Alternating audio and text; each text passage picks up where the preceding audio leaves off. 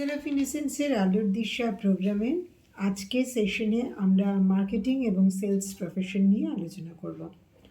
Marketing এবং sales মানে যারা বিপণন পেশার সাথে যুক্ত হতে চাও, মানে বিক্রি, খুব সাধারণ ভাষায় বললে বিক্রি। সেটা তোমার কোনো প্রোডাক্ট তুমি লার্জ স্কেলে বিক্রি করতে পারো, অল্প করে বিক্রি করতে পারো।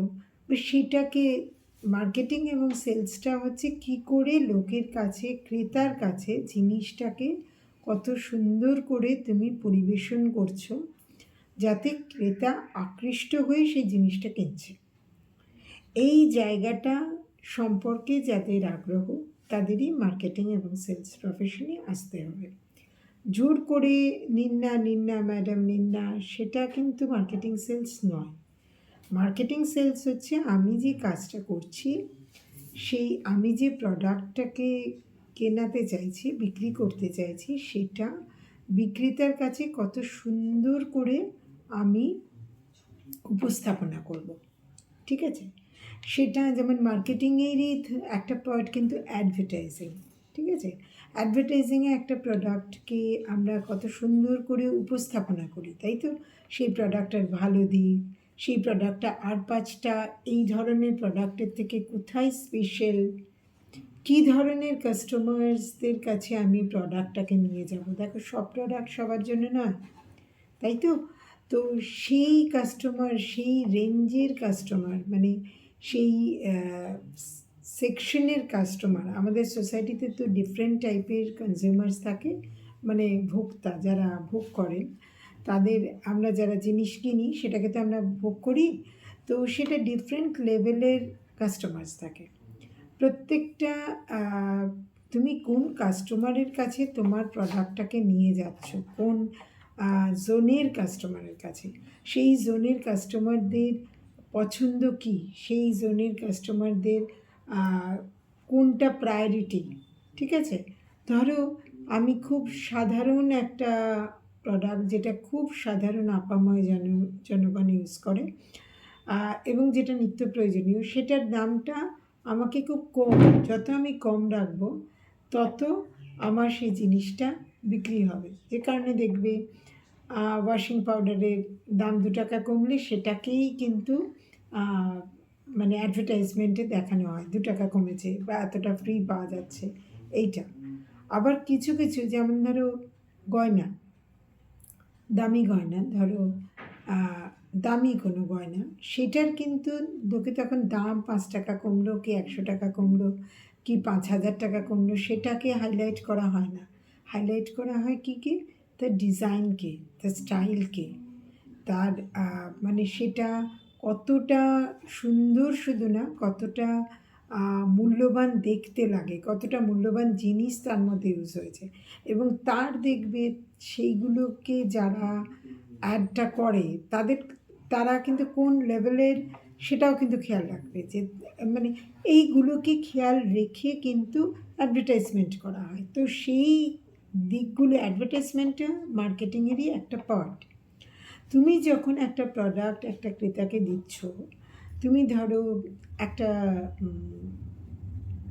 শপিং স্টোরে তুমি সেলসের কাজ করছো, যেটা এখন অনেকেই করে, খুব ভালো, প্রচুর মানে রিলায়েন্স, ট্রেন্ডস, তারপরে তোমার প্যান্টালুন্স, ওয়েস্ট সাইড, এরকম প্রচুর শপিং মল আছে, সেখানে কাজ করছো। এইবারে তুমি কাস্টমারকে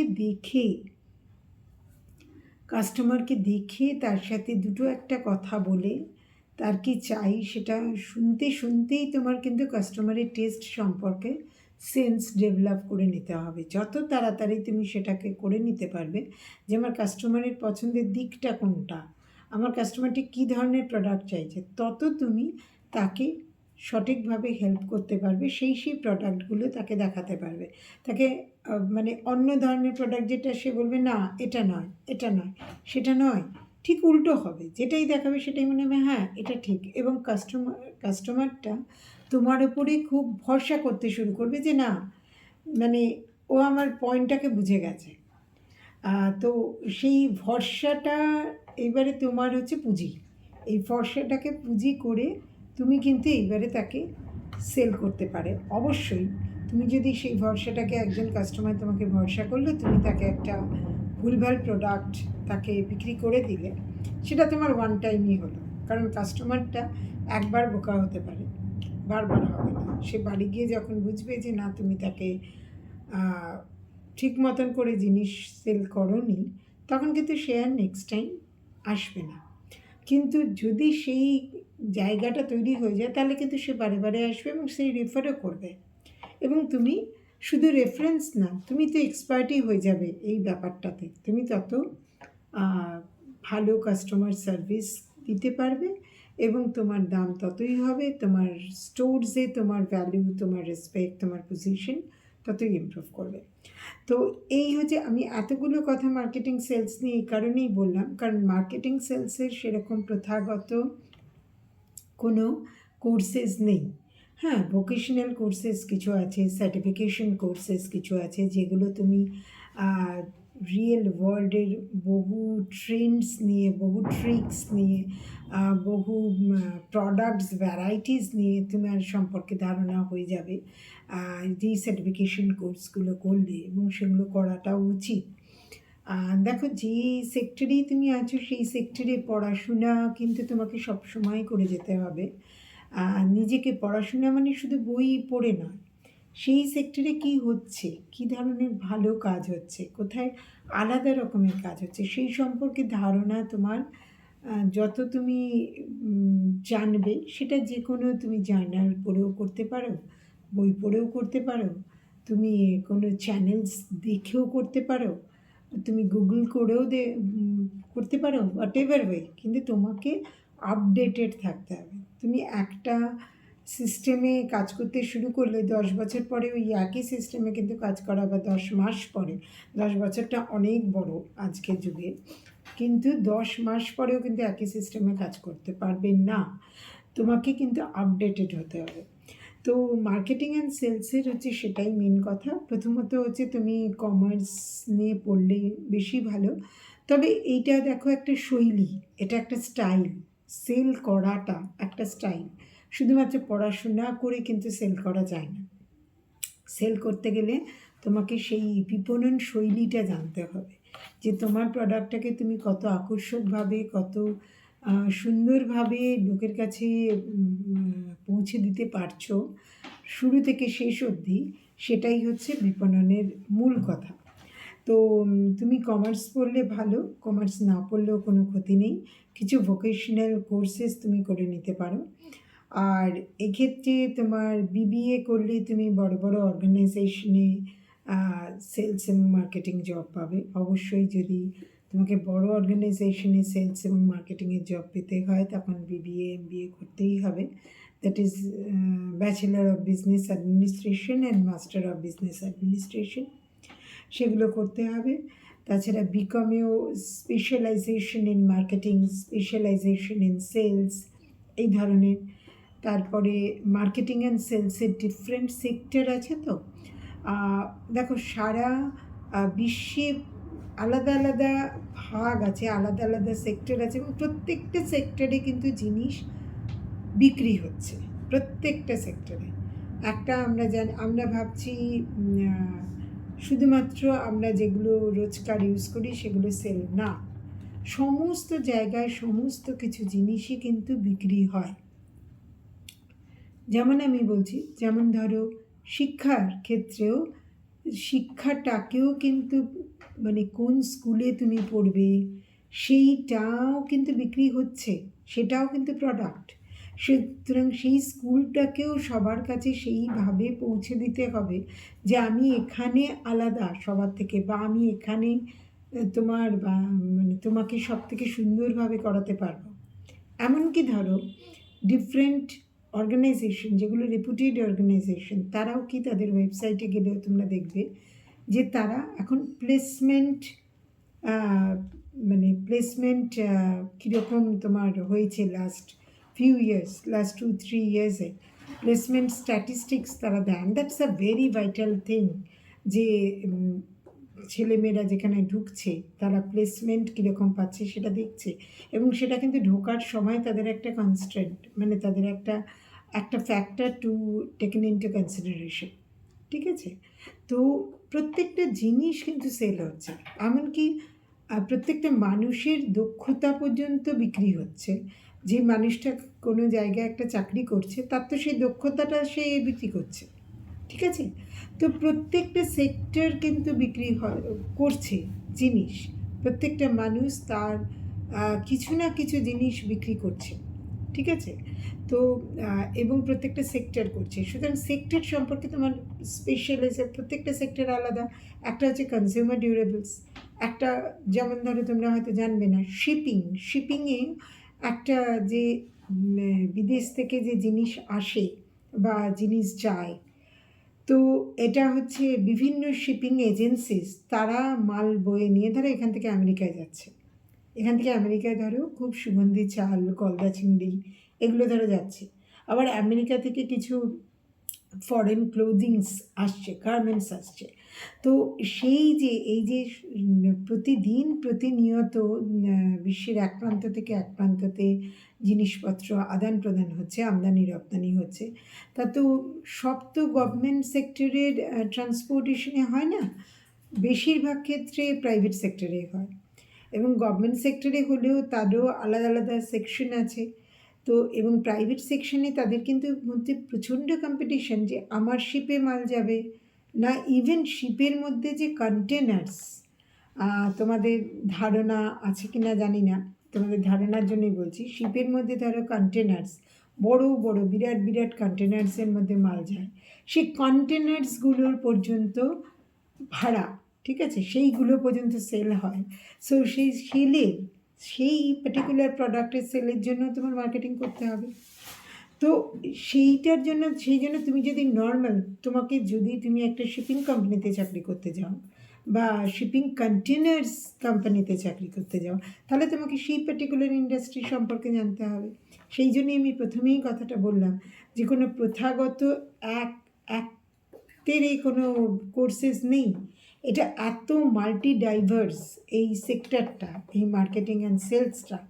তুমি যেই পার্টিকুলার ইন্ডাস্ট্রিতে কাজ করবে, তোমাকে সেই ইন্ডাস্ট্রির সম্পর্কে ধারণা রাখতে হবে, সেই ইন্ডাস্ট্রির মার্কেটিং এবং সেলসের স্ট্র্যাটেজি সম্পর্কে জানতে হবে, এবং আলটিমেটলি তো তোমার ওই কী করে সেটাকে সুন্দর করে প্রেজেন্টেবল করছো।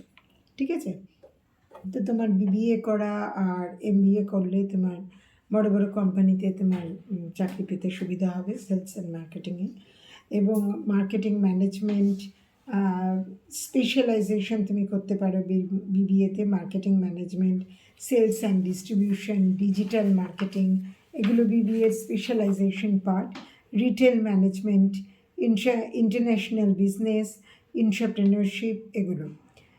বিকমেও তুমি স্পেশালাইজেশন রাখতে পারো, যেটা হচ্ছে marketing, business analytics, e commerce, advertising and media, এগুলো।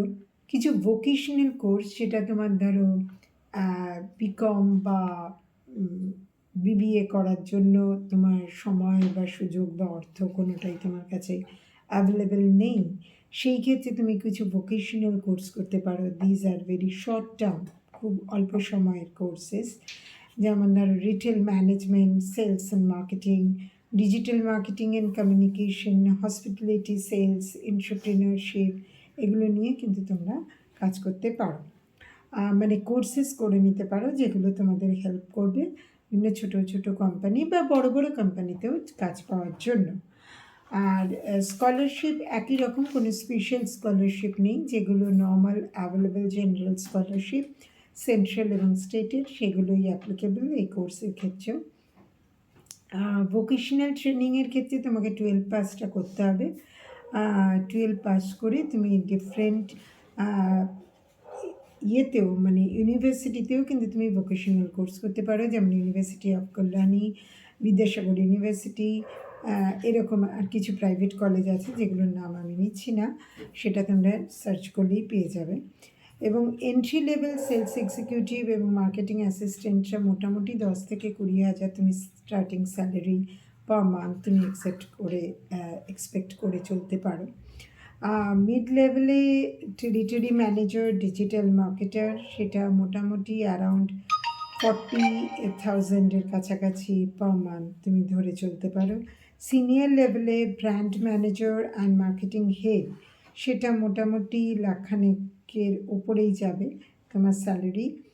আর growth accelerates with certification. Obviously তুমি গ্রোথ চাইবে, তোমার সেক্টরে তুমি একরকম কোর্সেস করে ঢুকেছো, সব কিছু করেছো, তোমার তো সেলসের মানে তোমার কাজই হচ্ছে তোমার সবথেকে বড় সার্টিফিকেট।